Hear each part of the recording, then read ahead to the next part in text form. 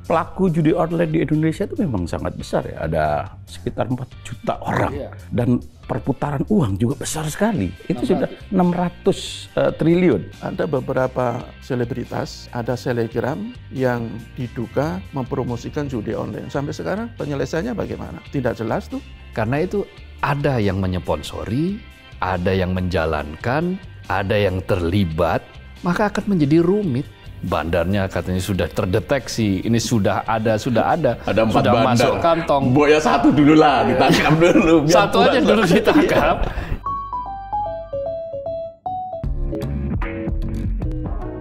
Halo Sobat Media Indonesia, salam sehat dan selalu semangat. Jumpa lagi bersama kami dalam program Ordal, obrolan mendalam bersama orang-orang dalam. Seperti biasa, ada Mas Jaka Budi Santoso. Salam sehat dan sejahtera. Salam sehat dan sejahtera. Sejahtera ya Mas ya? Sejahtera. Alhamdulillah.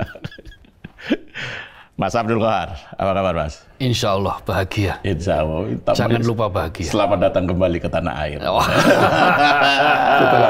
Setelah ke Setelah melancong ke tentang pusatnya judi kan. Nah, ini kan kabarnya ke Makau ya. Makanya saya pakai baju Wih, jas ini. tampaknya ini sempat merasakan bermain kasino di Iya, sana. melihat Gitu. saja, melihat. Melihat. Jadi Tapi tidak orang-orang masuk ya. Di sana bagaimana dibuat atmosfernya itu ya seolah-olah hari itu terang terus gitu kan. Dibuat langit-langit buatan berdasarkan artificial intelligence kan. Oh, berarti masuk ke dalam ini tempat. Studi banding kan harus. Studi banding kan harus banding. begitu. Nah, tapi kalau mereka judinya bukan online. Nah, Ya, judinya mereka ya, langsung offline. bukan offline Iya. kan. Dan legal. Dan legal. Dan legal. Ada regulasinya ya. Ada regulasinya, di Makau boleh. Tapi di Hong Kong tidak boleh. Nah, itu sama-sama negara otonomi dari Cina, tapi peraturan yang berbeda. Di Makau itu lebih bebas, orang berjudi memang semua ditampung di sana. Tetapi orang Makau sendiri tidak boleh.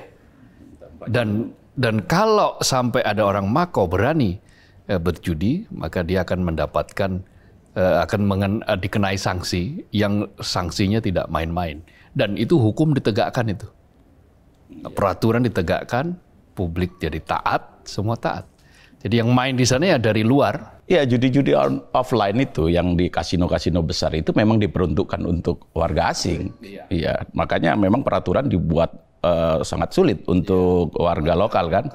Gitu. Sangat tidak mungkin, tidak boleh. Iya, bahkan tidak boleh ya. Bahkan tidak boleh. Termasuk di Singapura, di Marina. Genting itu kalau di Genting BSM, gimana? di Genting juga seperti itu sepertinya. Saya kira sama. Iya. Di tempat-tempat lain itu sama, dan di Pulau Sentosa di ini juga sama. Jadi memang mereka bertujuan membuka ruang-ruang perjudian itu ya untuk menarik pajak, untuk menarik pendapatan bagi negara mereka. Gitu. Ini obrolan awal kita kok tiba-tiba langsung lanjut ke judi online. Apa kita teruskan aja ini? Kita ngomongin judi, sekali-kali kita ngomongin judi karena apa? Dampaknya sudah luar biasa ini. Iya, betul ya. Dan Terutama judi online ya yang judi sekarang. online yang sekarang ini luar biasa berdampak. Indonesia ini kan sudah jelas, undang-undangnya itu kan melarang orang berjudi. Iya. Melarang orang Indonesia berjudi. Mau offline mau. Sebetulnya kalau Indonesia mau pakai Makau ya silakan saja di pulau lain, tapi hanya untuk orang luar. Iya. Untuk orang luar negeri. Tapi di kita ini, meskipun ini barang ilegal, bahkan kalau perlu dilindungi kan kira-kira begitu. Dulu Bang Ali Sadikin pernah memang melegalkan judi. Khusus untuk orang-orang Tionghoa kan pada saat itu. Betul, tetapi kan ada hal-hal yang sifatnya spesifik ya, diatur dan seterusnya.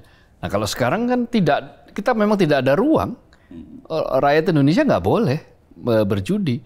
Karena itu apapun nama dan bentuk judi, nah, kayak lagunya Romai Rama, apapun nama dan bentuk judi kan dilarang. Nggak boleh di Indonesia, termasuk judi online. Gitu loh. Tapi faktanya kan kita menyaksikan bahwa perputaran uang dalam judi online itu dahsyat, luar biasa. Tahun 2023 itu 327 triliun. Sekarang bahkan sudah Hampir meningkat 600. 600. Iya. Sampai ke Maret ya. Maret sekali, 600 2024. triliun. Artinya itu baru dari sisi perputaran uang, dari sisi dampak. Kita saksikan banyak sekali mereka-mereka yang kemudian kalah judi online karena kecanduan judi online, maka mereka pinjam online. Jadi judol dia lari ke pinjol. Begitu dipinjol dia ditagih-tagih terus, tidak mungkin bisa membayar, akhirnya mengakhiri hidup sebagai pilihan. Nah, dampak-dampak seperti ini, keresahan-keresahan yang muncul akibat judi online inilah yang mesti segera direspons secara cepat oleh pemerintah. Respons selama ini bagaimana? Saya tidak melihat ada respon yang betul-betul memadai. Akar persoalan ini tidak dibawa ke dalam sebuah kebijakan gitu loh, kebijakan yang komprehensif gitu loh. Bagaimana sih kita nih menangani proses judi online ini? Apakah hal yang sudah mendatangkan mudarat, mendatangkan ketidakmaslahatan ini akan terus dibiarkan seperti ini? Nah, ini kan pertanyaan-pertanyaan yang setiap hari muncul. Setiap hari muncul, dan apakah kita tidak punya obat penawarnya untuk menangkal judi online ini? Apakah situs diblokir itu menyelesaikan persoalan? Nah, ini kan pertanyaan-pertanyaan yang kita sendiri sepertinya tidak punya jawaban yang memuaskan. Kita seperti kayak hidup di dalam labirin itu. Berputar-putar terus-menerus tanpa tahu di mana pintu keluar dari sebuah lingkaran setan ini. Iya, sementara candu judi online itu makin menjerat kan, gitu kan. Dari kalangan usia, dari anak-anak loh, sampai lansia. Termasuk wartawan. Iya, mulai dari anggota dewan, wartawan, notaris, polisi, aparat negara, TNI. Coba kita bayangkan betapa masifnya penetrasi judi online ke publik. Bahkan dampaknya tadi Mas Kohar bilang juga luar biasa kan, kalau dan tragis. Kalau di Sulawesi itu kan ada kasus tuh, seorang anak merampok dan membunuh ibu kandungnya untuk mendapatkan harta demi main judi online. Ya udah luar biasa. Jadi memang harus ada langkah-langkah luar biasa juga untuk menghadapi serangan judi online ini. Nah, pertanyaannya, mengapa judi online itu sekarang berkembang begitu masif di Indonesia? Ya, kalau judi online itu kan sebenarnya tidak hanya fenomena di Indonesia.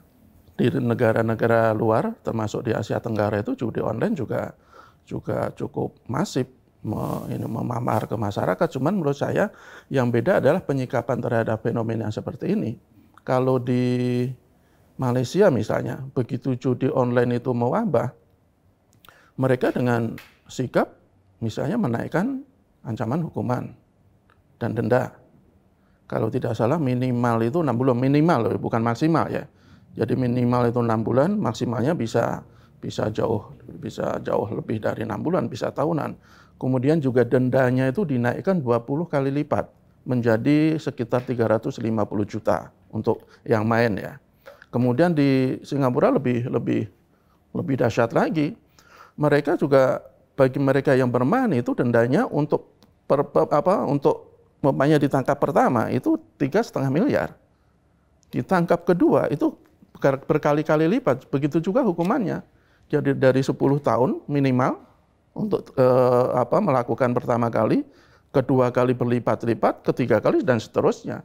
Kalau di kita kan ya maaf saja, sepertinya kok penegakan hukum atau penyikapan itu masih belum terlalu serius ya. Malah kalau kita lihat kemarin itu kan ada seorang menteri yang mengatakan ya korban judi malah akan mendapatkan bansos. Itu kan malah seakan-akan soal pemakluman gitu kan. Bukannya pemerintah harus benar-benar bersikap tegas, menegakkan aturan, atau kalau paling tidak malah meningkatkan ancaman hukuman atau denda, tetapi kok malah memberikan bansos. Jadi ada yang bilang ya silahkan bermain judi, toh nanti kalau kalah akan ditanggung negara. Kalau menurut saya dapat duit, kalau kalah ditanggung negara. Jadi itu kan penyikapan menurut saya yang ya konyol, tidak hanya sekedar aneh, tapi menurut saya sangat konyol. Kemudian juga soal penegakan hukum terhadap pelaku. Selama ini kan lebih cenderung ke pemain, lebih cenderung ke operator, adalah beberapa bandar yang juga sudah ditangkap. Tetapi kan bandar-bandar besar itu kan dipertanyakan masyarakat. Ya bandar besarnya itu yang mana? Iya, meskipun kemarin dalam satu wawancara di televisi, Menkominfo Budi Aristiadi kan sudah menyampaikan bahwa ada 4 badan besar yang sudah terdeteksi. Ya. Nah, pertanyaan lanjutannya ini kapan baru kira-kira? terdeteksi, dan itu disampaikan juga oleh Kapolri, ya. betul. Katanya baru sudah terdeteksi dan akan segera ditangkap. Ya kita berharap mudah-mudahan benar-benar ditangkap. Jadi di masyarakat biar tidak ada dugaan-dugaan yang justru merugikan citra pemerintah dan citra penegakan hukum. Satu lagi misalnya, beberapa waktu lalu kan saya ingat ada beberapa selebritas, ada selebgram yang dimintai keterangan karena diduga mempromosikan judi online. Sampai sekarang penyelesaiannya bagaimana? Tidak jelas tuh.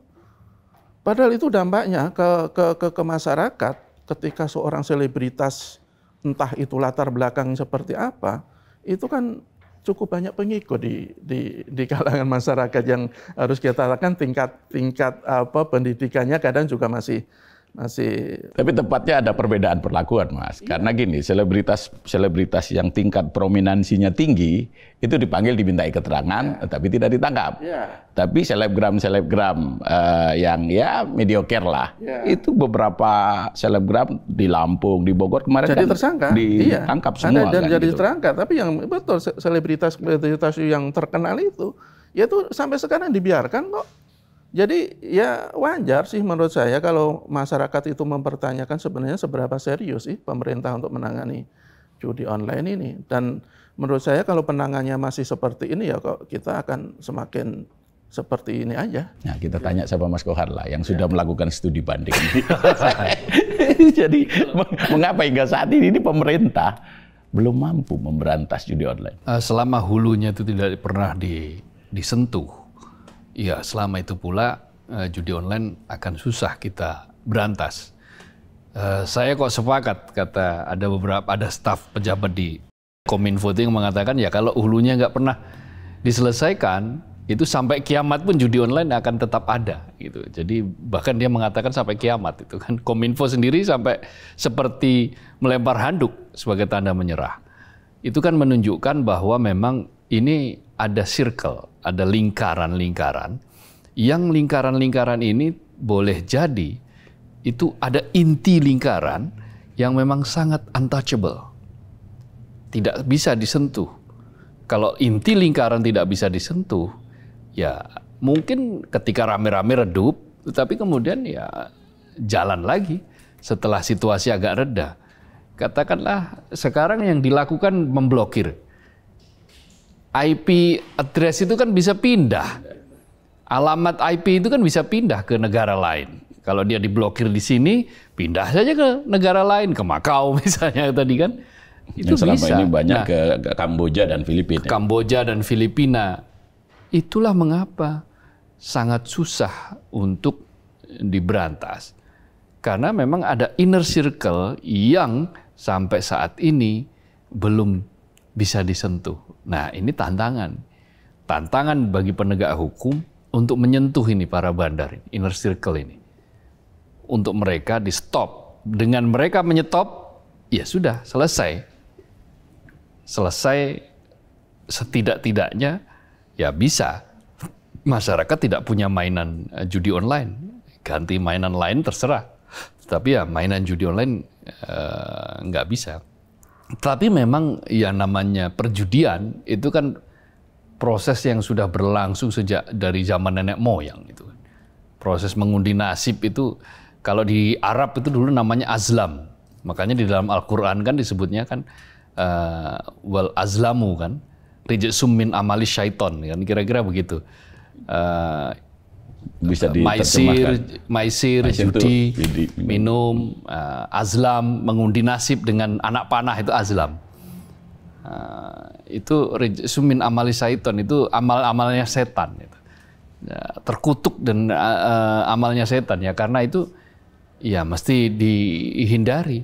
Tetapi kan sekarang ceramah tidak mempan. Orang juga kalau sudah mabuk judi itu kena judi online, terutama saat ini, maka mau diceramahi kayak apa ya nggak peduli. Bahkan orang yang sudah mahir, sudah hafal ayat-ayat tentang judi pun juga kalau perlu berjudi. Saya jadi ingat filmnya Rendra, dulu ada film judulnya Al-Kautsar kalau nggak salah.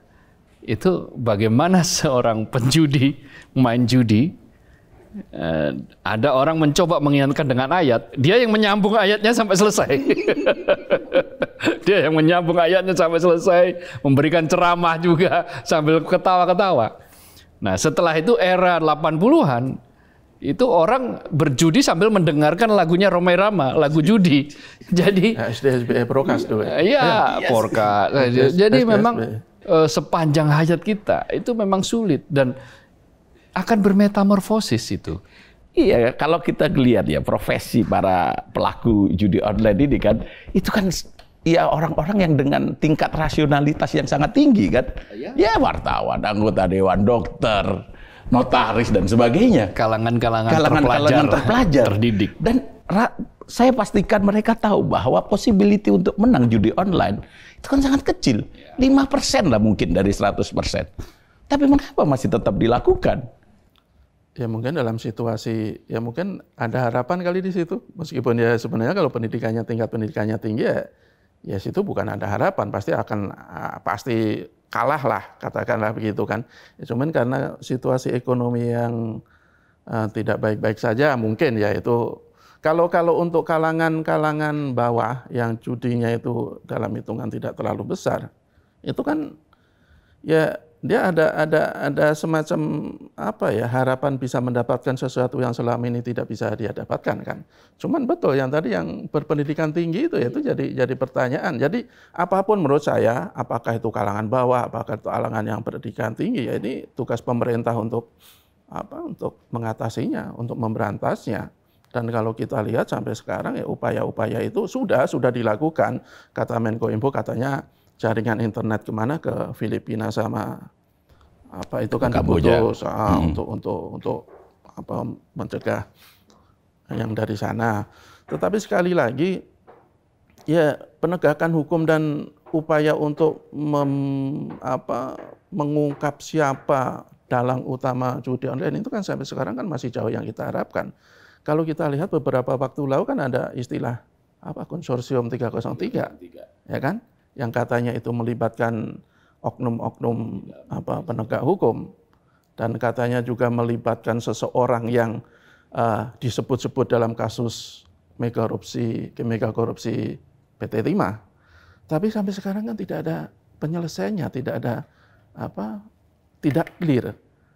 Penegak hukum menyatakan itu tidak benar. Tetapi ketika pihak yang katanya punya bukti, katanya markasnya hanya beberapa ratus meter dari markas penegak hukum itu. Iya, dari laporan ICW ya? Iya, IPW itu. Tapi kan tidak clear. Ya kalau itu dong, IPW itu betul-betul dimintai keterangan bukti-buktinya mana gitu kan. Jadi masyarakat itu juga semakin menduga-duga bahwa kenapa judi online merajalela, karena ya bandar-bandarnya dalam tanda kutip memang dipelihara karena ada backingnya. Mereka yang seharusnya memberantas justru masalah melindungi, apalagi kalau kita kaitkan dengan temuan PPATK sebelum kampanye pemilu, kan ada cukup besar aliran dana hasil kejahatan baik dari pertambangan, dari kejahatan lingkungan, dan dari perjudian termasuk judi online itu mengalir deras ke politisi-politisi, ke beberapa partai politik. Bahkan katanya disebutkan salah satu bendahara umum partai politik, sebuah partai politik, ditemukan sekitar 0,5 triliun. Itu temuan PPATK loh, institusi resmi negara. Tetapi lagi-lagi sampai sekarang tidak jelas penyelesaiannya. PPATK kan cuman menemukan bahwa ini ada aliran ini yang menindaklanjuti ini adalah penegak hukum. Jadi ya kita berharap pemerintah termasuk aparat negara itu ya lebih serius untuk menangani judi online. Ya salah satunya itu selesaikan akar masalahnya itu betul. Bandarnya itu siapa? Bandar besarnya ya bukan bandar-bandar yang kecil. Dan kalau kita berharap juga aparat yang membackingi itu juga harus ditindak tegas. Dan itu kan janji Menko Polhukam, itu kan janji Panglima TNI, itu kan janji Kapolri, ya kita tunggulah janji-janji seperti itu. Jadi biar ya kalau kita lihat survei dari pada Polri misalnya, itu kan citranya semakin membaik. 75%. Betul. Ya jangan sampai lebih baik dari KPK loh. Lebih baik dari KPK. Terus tingkat kepercayaannya juga mulai pulih setelah kasus Sambo. Ya jangan sampai citra yang menurut survei sudah bagus itu ya kembali memburuk hanya gara-gara judi online ini kan. Ya, tadi menyambung apa yang disampaikan Mas Kohar. Kominfo itu kan sebenarnya sudah memblokir 2 juta lebih situs judi online kan? Iya. Ya, tetapi kan terus tumbuh kan? Iya, karena ya tadi itu IP address kan bisa di mana saja. Dipindah. Bisa tapi dipindah. Kan kita punya yang namanya Kominfo kan bisa merekrut banyak orang kan? Iya. Bisa juga dari BSSN, termasuk juga BIN misalnya kan juga bisa dilibatkan gitu. Artinya apa? Sebenarnya kalau ada keinginan itu bisa diatasi. Pemberantasan judi online juga misalnya karena ini online kan, jadi kita bisa tracking kan, misalnya aliran dana, rekeningnya siapa, yang ini bisa kan semuanya terlihat jelas gitu loh, bisa kita telusuri. Dan untuk menghentikan itu kan sebenarnya bukan hal yang sulit kan, kalau dalam bayangan saya ya. Menjadi sulit karena siapa yang terlibat. Nah itu dia. Who itu penting. Iya. Melihat who itu penting. Ketika orang di situ disebutkan ada anggota DPR, DPRD 1.000 kan, 1.000 orang itu menjadi pemain, bahkan mungkin di beberapa diantaranya mungkin sempat dekat dengan bandar. Nah, akan menjadi kesulitan bagi penegak hukum apabila dia harus memproses pihak-pihak yang seperti ini.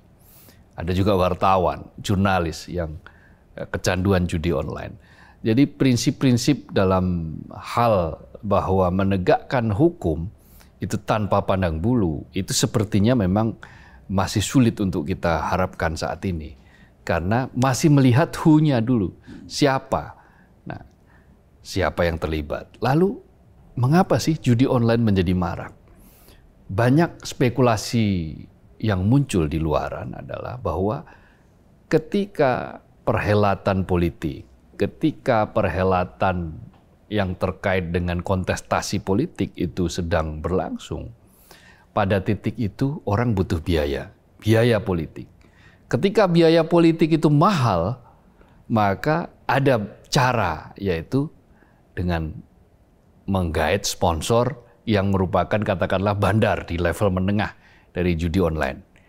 Ada beberapa politikus yang disebut-sebut dia terkait dengan judi online. Nah, karena itu ada yang menyponsori, ada yang menjalankan, ada yang terlibat, yang proses pelibatannya itu karena dia terkait dengan regulator, maka akan menjadi rumit.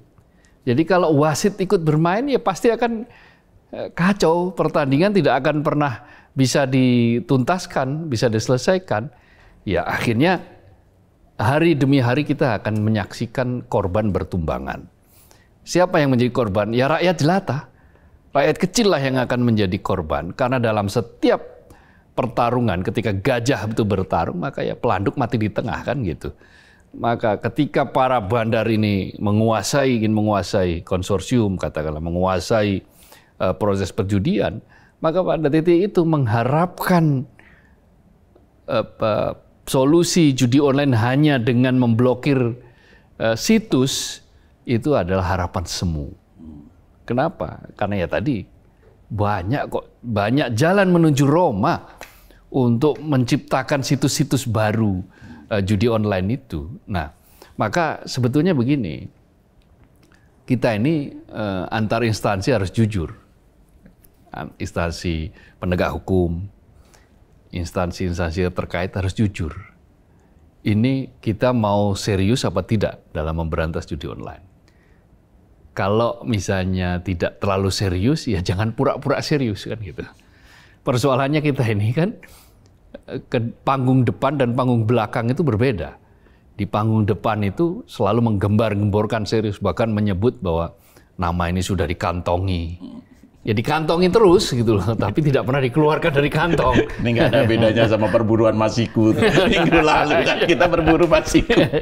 Katanya sudah terdeteksi. Ternyata sampai seminggu lewat juga nggak terdeteksi pun tidak. tertangkap pun apalagi kan gitu. Nah, hal yang sama apabila kita bicara tentang judi online. Bandarnya katanya sudah terdeteksi, ini sudah ada Ada 4 sudah bandar. masuk kantong. Boya 1 dulu lah, ditangkap dulu. biar Satu aja puas. dulu ditangkap, itu nanti yang lainnya mengikuti misalnya seperti itu publik akan percaya. Jadi apa yang terjadi tadi di Sulawesi, di Jawa Timur, kemudian di mana tempat ada di polisi itu ya, polisi betul bakar Itu yang di bakar Mojokerto. suaminya sendiri. Itu kan sebuah kondisi-kondisi tragis yang muncul akibat candu yang namanya judi itu. Nah, judi itu ya sebuah proses yang memang nyandu. Dulu ingat ketika saya kecil ya, di zaman Orde Baru itu orang bertaruh berjudi dengan nomor buntut ya. Maka orang dibuai dengan mimpi-mimpi kan. Tadi malam mimpi apa gitu, sampai anak kecil pun ditanya, orang menjadi seperti kayak gila kan gitu. Saya masih kecil ya, umur saya kan pernah kecil juga. Gitu. Tomboan ya kalau Tomboan kalau Jawa Timur. orang gila ditanya kan. Itu kan ya, le mambengi ngimpi apa le gitu. Ngimpi di Ambung Wedhus. Terus disebut wedhus itu berapa? 35 gitu. kalau nggak salah kan. Oh, saya mimpi ngantongin bekicot. Oh, itu 02 gitu berarti. Nanti yang tembus ini kan. Ternyata ya nggak tembus-tembus ya kan, uangnya habis. Nah, setiap hari yang dibicarakan adalah ya merangkai mimpi-mimpi, tapi mimpi-mimpi yang yang tak terbeli. Ya tak terbeli. Mimpi-mimpi yang tidak akan pernah terbeli gitu loh. Jadi ya sekadar mimpi, tapi mimpi-mimpi yang semu. Kalau mimpi-mimpi yang terbeli ya mimpi-mimpi tentang masa depan, cita-cita, perbaikan. Nah, sama judi online juga begitu. Apalagi kalau sampai kemudian diiming-imingi sebuah proses, sebuah hadiah gitu ya, yang luar biasa begitu ya, orang pasti wah ngiler juga. Misalnya sudah menang nih, sudah tembus nih, ada kalau judi yang di mesin itu kan udah tembus ini, sudah keluar duit sekian, ada 5 nih yang raja itu jackpot misalnya, jackpotnya $3.300.000 Hong Kong, itu kan 6 miliar itu kan misalnya. Nah dengan seperti itu misalnya, angka seperti itu ya orang wah mimpinya saya dapat 6 miliar. Padahal dia tidak berpikir bahwa ada mimpi-mimpi yang lain yang di luar 6 miliar yang belum tentu bisa dicapai. Meraih 6 miliar itu kan bukan perkara yang mudah. Jadi bohong belaka apabila ada orang yang kaya karena judi. Karena setiap kemenangan dalam judi, maka dia akan menuntut kemenangan yang lebih. Sekali dia menang, maka besoknya dia ingin penasaran untuk mencoba lagi. Nggak ada, saya belum pernah menemui penjudi sekali menang setelah itu selesai. Belum pernah saya. Nah, baru berkali-kali setelah itu ya tobat, sadar. Ya, setelah sadar ya ludes. Udah habis. Habis. Nah, itulah yang terjadi pada Ustadz siapa itu namanya? Ustadz muda itu, Kohlim. Nah, Kohlim itu kan dulu judi itu, pemain judi. Nah, tapi dia kemudian tobat dan dia menyatakan bahwa tidak ada keuntungan apapun yang didapatkan dari judi. Kalau Romai Rama kan ngarang lagu judi tanpa dia belum pernah berjudi mungkin. Tapi kalau sebagai pelaku, Kohlim ini kan pelaku gitu. Jadi dia sahih lah ketika dia berbicara bahwa judi apapun nama dan bentuknya ya tidak akan mendatangkan maslahat apapun, mudarat. Nah, karena itu panggung depannya bilang serius, panggung belakangnya juga harus bilang serius dong. Karena ini akibatnya ini anak bangsa ini. Anak bangsa yang diracuni oleh judi ini, diracuni oleh mimpi-mimpi yang tadi, mimpi-mimpi yang halusinasi lebih tepatnya, halu itu, bukan mimpi-mimpi yang nyata. Gitu. Soal keseriusan ini saya mau tanyakan ke Mas Jaka ini. Sekarang kan ya tim Satgas Pemberantasan Judi Online kan sudah mulai bekerja kan. Ada melibatkan dari kepolisian, kemudian Menko Polhukam sebagai ketuanya kan, kemudian dari PPATK juga. Nah, seberapa optimis Mas Jaka ini kinerja dari Satgas Pemberantasan Judi Online ini? Kalau harapan kita bisa berharap, cuman kalau soal optimistisnya kok saya belum bisa mengatakan optimis ya, bahwa Satgas ini akan bekerja sesuai yang betul-betul diharapkan masyarakat. Artinya bahwa yang kita harapkan itu kan judi online itu tuh betul-betul tidak mendapatkan ruang yang sedemikian luas di negara kita kan.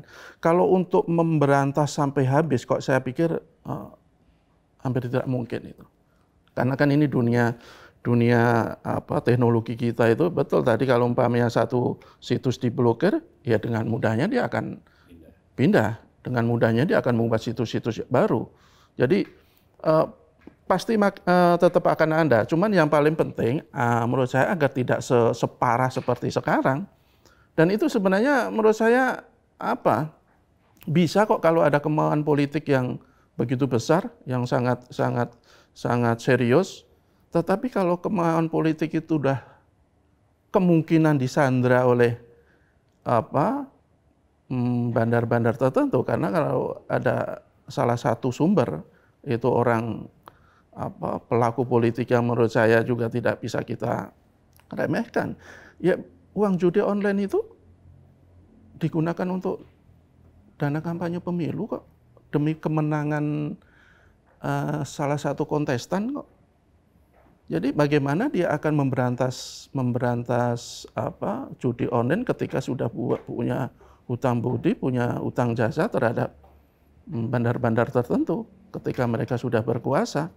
Jadi harus ada kemauan yang luar biasa agar dari para penegak hukum ini, dari semua pihak, Kemenkominfo harus betul-betul serius memblokir dan menangkal munculnya situs-situs judi online yang baru, dan yang paling penting adalah penegak hukum.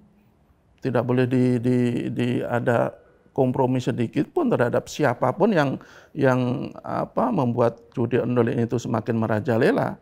Bandar tentu saja harus betul-betul disikat habis.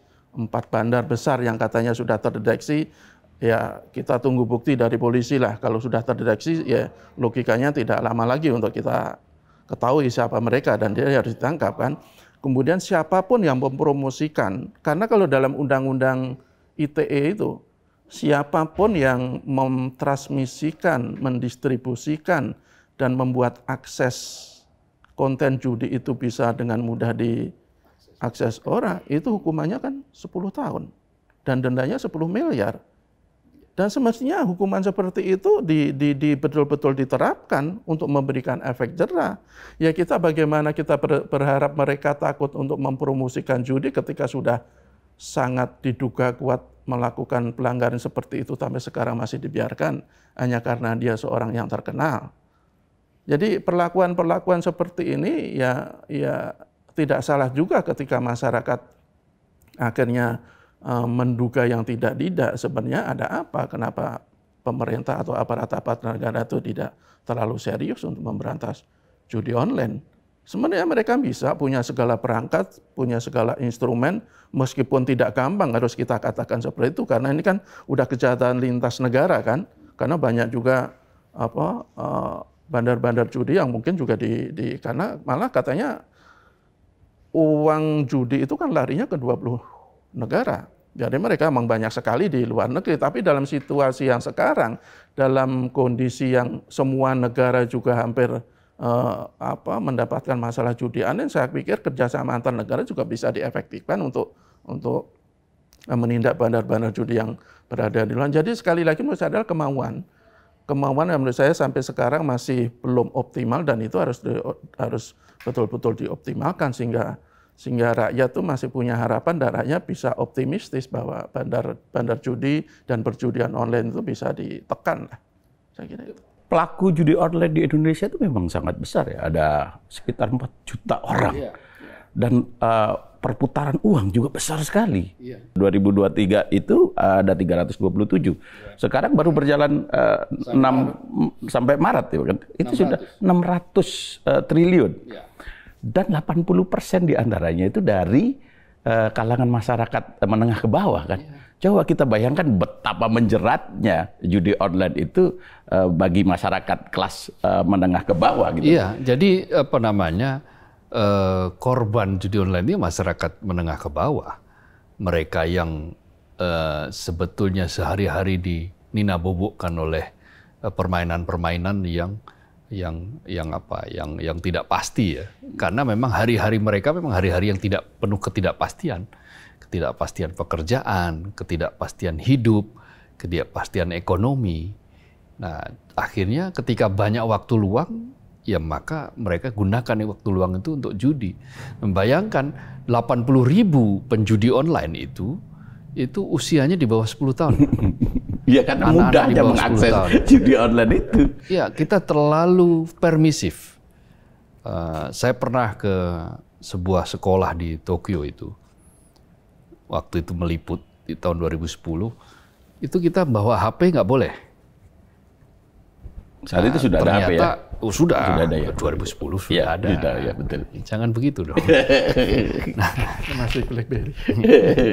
Nah, BlackBerry waktu itu. Nah, ketika salah satu dari wartawan itu ada yang masuk, sudah diingatkan tuh, ketika dia bawa HP, dikerubungi kayak orang melihat benda aneh. Bayangkan, ini anak Jepang loh. Anak kecil dari Jepang. Melihat takjub, melihat itu. Sementara di Indonesia ketika itu 2010, itu anak-anak kita sudah biasa, anak-anak kecil sudah biasa memegang BlackBerry, memegang HP saat itu. Tapi di Jepang itu betul-betul ketat. Tidak boleh, padahal Jepang memproduksi handphone, memproduksi gadget, memproduksi teknologi. Tapi mereka ketat dalam segala aturan itu. Di beberapa negara, ketika ditentukan bahwa merokok itu usianya harus 18 tahun, ketika ada anak di bawah 18 tahun merokok, kena sanksi. Yang menjual pun juga kena sanksi, dan sanksinya tidak kira-kira. Jadi, disiplin memang kadang-kadang dimulai dari aturan. Penegakan aturan yang sangat ketat. Begitu pula juga dengan judi online. Mengakses judi online ke salah satunya dengan gadget. Nah, kalau kemudian gadget ini dibatasi, setiap gadget ini kan kemudian didaftarkan. Nah, dari daftar itu kemudian katakanlah bisa langsung dikenai blokir apabila terbukti melakukan judi online misalnya. Dan itu dilakukan secara konsisten, tidak karena misalnya ini mendatangkan keuntungan nih bagi provider gitu kan.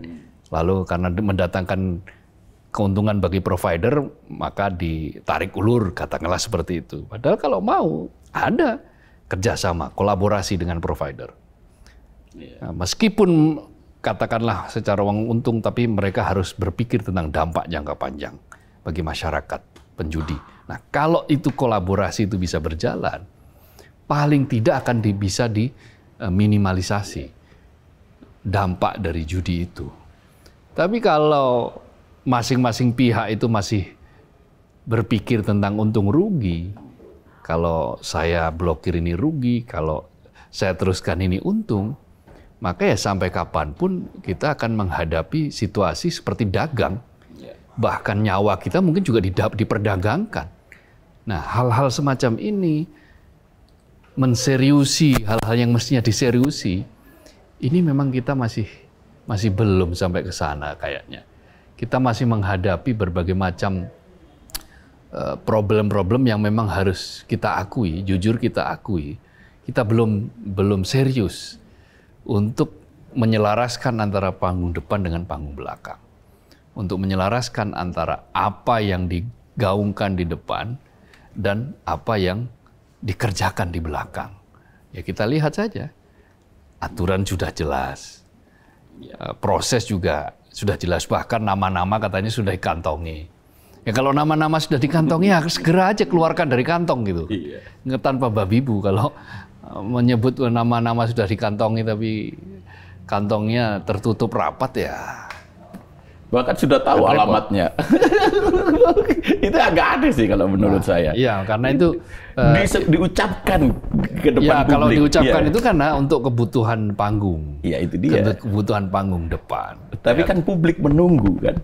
Menunggu aksi, bukan sekadar kayak Satgas tadi kan aja. Sempat ya bicara Satgas. Satgas itu kan saat ini kan juga masih fokus pada pemain aja. Iya. Penjudinya. Pada mereka yang mempromosikan selebgram dan seterusnya. belum pada menyentuh bandar. Padahal kan namanya satuan tugas itu kan dia mestinya juga menyentuh kemana-mana. Ya semakin lama nggak disentuh ya semakin seperti ini seperti kayak Pak Alek berkata bahwa seminggu lagi Harun Masiku akan ditangkap. Itu seperti kayak memberi kabar kepada Harun Masiku kaburo gitu kan. Sama misalnya kayak ini sekarang kami urus dulu penjudi sama yang mereka yang mempromosikan. Itu sama kayak segera selesaikan. Yang belum selesai ya segera selesaikan. Ini waktunya masih 1 minggu, kira-kira begitu. Ini kan penanganan judi online itu kan masih mirip-mirip dengan penanganan pinjol kan, pinjaman online kan. Ya, waktu itu ketika sangat ramai jadi atensi publik ya dibentuk Satgas. Dan Satgas pun ya lebih ke operator, ke pegawai. Sementara bandar di belakang pinjolnya itu ya masih melenggang begitu saja, sangat sedikit yang ditangkap dan dikenai sanksi hukum kan. Iya, selama bandar itu tidak ditangkap, ya akan terus berkembang, akan terus merajalela. Betul, dan itu yang diantisipasi dan difokuskan di negara-negara lain kan, seperti Malaysia, Singapura itu kan, mereka kan selain ke pemain, selain ke pelaku juga bandarnya, dan mereka tidak main-main dengan penegakan aturan. Ya kalau sanksinya seperti itu, malah seperti tadi kita bilang itu kan, sanksi malah dilipat gandakan karena biar menimbulkan efek jerah. Ya kalau kita kan malah ya ada pihak pemerintah yang berpikiran sebaliknya kan, justru memberikan angin segar bagi para orang-orang untuk bermain judi online. Kalau kalah pun, kalau nanti sengsara pun kan masih ada negara, itu jadi kan korbannya. Padahal keluarga korban. Padahal keluarga korban. Ya penjudi online itu kan sebenarnya kan pelaku. Kan. Iya. Ya bukan penjudinya yang dapat bansos. Iya, tapi kan sama saja sebenarnya. Menko PMK sudah mengklarifikasinya melalui opini di media Indonesia kan. Iya. Yang kita baca bersama-sama waktu itu kan, Muhadjir Effendi. Tapi kan sama saja kan. Ya, kalau keluarganya ya, jadi pelakunya juga tidak takut-takut. Jadi mesti minum dulu ini. Jadi gini. Jadi Mas Goar, sorry. Siapa sebenarnya yang paling bertanggung jawab terhadap maraknya judi online ini? Ya siapa yang paling bertanggung jawab? Negara lah.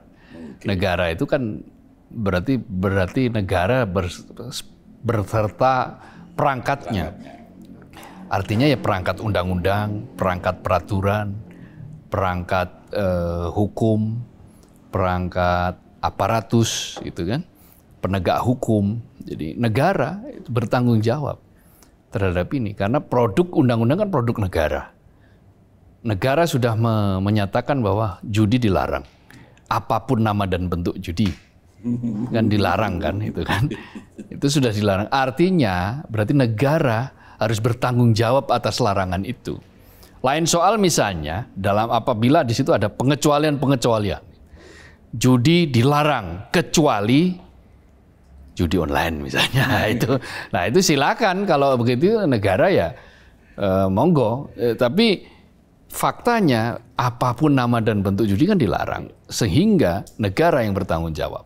Negara itu ya terdistribusi. Polisi punya tanggung jawab, Kominfo punya tanggung jawab, ranahnya masing-masing. Lalu kemudian katakanlah nanti kalau dia sudah dijerat pasal tertentu dan diproses, kejaksaan juga punya tanggung jawab, pengadilan juga punya tanggung jawab.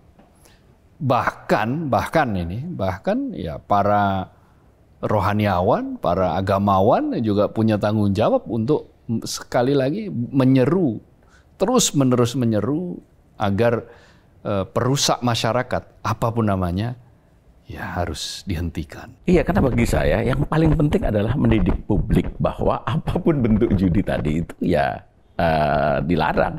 Ya, satu dilarang dan dua tidak mendatangkan manfaat. Tidak pernah kok saya mendengar ada orang kaya dari judi. Ada kaya sebentar, tapi setelah itu ya hilang lagi. Karena dia akan terus-menerus penasaran. Dia beli sawah, tapi setelah itu nanti sawahnya dijual, bahkan nanti rumahnya juga ikut dijual. Kalau sudah kecanduan judi, akhirnya apa? Ketika harta sudah ludes, pinjol juga tidak bisa membayar, ya akhirnya bunuh diri atau membunuh.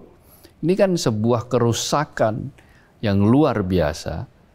Ya tadi itu sebagai rijsum min amali syaiton itu. Kalau sesuatu sudah menjadi amalnya setan, ya perilaku orang pun akan berubah menjadi perilaku setan. Dan perilaku setan itu ya perilaku membunuh dan seterusnya. Karena itu negara harus serius. Lakukan apa yang harus dilakukan. Itu saja sebetulnya. Kuncinya itu, lakukan apa yang harus dilakukan. Sementara ini kan mereka itu tidak melakukan apa yang seharusnya dilakukan. Beberapa institusi kan tidak melakukan itu. Nah, kalau hanya berkata-kata, itu bukan perjuangan namanya. Kalau perjuangan memberantas judi online itu ya melaksanakan kata-kata kan gitu. Karena perjuangan adalah pelaksanaan kata-kata kan gitu. Bukan omon-omon gitu loh. Kalau hanya omon-omon siapapun bisa. Kalau hanya berkata-kata ya kita sendiri kan bertiga ini juga selalu berkata-kata juga bisa. Nah, karena itu lakukan apa yang seharusnya dilakukan. Itu saja, itu standar kok itu. Itu sangat standar. Kominfo lakukan apa yang seharusnya dilakukan. Polisi lakukan apa yang seharusnya dilakukan. Kementerian lain misalnya ada yang terkait, ya lakukan apa yang seharusnya dilakukan. Satgas lakukan apa yang seharusnya dilakukan. Termasuk menjerat para bandar. Karena menjerat para bandar itu adalah hulu. Nah, dengan hulunya itu dijerat, katakanlah misalnya tadi sudah disebut 4 nama. Kalau 4 nama dijerat, nah, kalau sudah tidak ada bandarnya kan orang susah main judi. Ya kalau main judi kecil-kecilan ya paling juga dampaknya nggak terlalu besar, nggak terlalu nyandu katakanlah begitu kan. Ya sekarang kan apa-apa bisa dibuat judi kan. Kalau dulu jauh-jauhan ludah itu aja bisa dipertaruhkan kok. Terus nanti jangankan kok itu, nanti ini mobil yang muncul ini ganjil apa genap itu juga bisa dibuat judi. Itu terjadi tuh, ada betul memang. Ada. Tukang becak itu kan ketika ada yang lebih gemar berjudi bertaruh daripada menarik orang kok, dijungkalkan becaknya dia puter rodanya itu berapa detik gitu kan, berapa menit gitu kan. Nah, itu kan kalau yang paling lama ada yang menang gitu kan, nah, duitnya diambil gitu. Ada banyak itu terjadi. Semua memang bisa dijudikan, olahraga, skor sepak bola, segala macam itu. Nah, betul, makanya kerusakan itu bisa lahir ketika proses-proses itu dipertaruhkan. Dan sekarang masa depan negara diperjudikan juga. Nah, itu dia. Apa itu? Yang kayak gimana? Ya iya, kalau begini terus kan masa depan negara bangsa ini kan hancur. Perjudiannya di situ. Karena perjudian masa depan negara bisa hancur kan. Iya. Harapannya Mas Jaka? Ya kalau saya sih mungkin ini bisa mengutip kalau di dunia hukum kan sudah sangat familiar omongan si IBM Taverne itu kan, yang Hakim Agung Belanda zaman dulu itu kan, dia bilang begini, berikan saya polisi yang baik, jaksa yang baik, hakim yang baik, pengacara yang baik, maka saya akan berantas kejahatan meskipun tidak ada undang-undang. Artinya apa? Ya memberantas kejahatan itu ya simple, asal pemberantasnya orang-orang baik, meskipun tidak ada undang-undang, apalagi atau ada undang-undang. Tetapi kalau ada undang-undang yang sudah jelas untuk memberantas kejahatan, untuk menangkal kejahatan, tetapi pelaksananya tidak baik, ya kita akan sulit berharap bahwa kejahatan itu bisa diberantas dengan sesuai yang kita harapkan. Ya analogi seperti ini menurut saya ada di kasus judi online ini. Kalau penegak hukumnya itu baik, kalau semua yang berkepentingan dalam hal itu baik, punya kemauan, punya keseriusan, ya saya yakin sih bisalah kita untuk menekan judi online. Tapi sebaliknya kalau mereka masih ya tidak serius, apalagi mereka bukan orang yang baik-baik, ya sampai kapanpun tidak akan selesai kasus judi online ini. Gitu. Sekarang Mas Kohar, bagaimana nih pemberantasan judi online ini seperti apa? Apa kira-kira bisa diselesaikan atau akan terus berkembang? Kalau dari sisi Satgas, ya lakukan apa yang sudah dilakukan. Aparat segera turun, respon secara cepat. Jangan membedakan panggung depan dan panggung belakang. Jangan hanya omon-omon, karena perjuangan adalah pelaksanaan omon-omon. Perjuangan adalah pelaksanaan kata-kata. Untuk publik, ya kalau tadi mengutip pakar hukum dari Belanda, saya kan mengutip Romai Rama saja. Jadi uang yang pas-pasan, karuan buat makan. Itu cara sehat untuk bisa bertahan. Gitu. Uang yang pas-pasan, karuan ditabungkan, itu cara sehat untuk jadi hartawan, kan gitu. Apapun nama dan bentuk judi, semuanya perbuatan keji. Gitu. Apapun nama dan bentuk judi, jangan lakukan dan jauhi.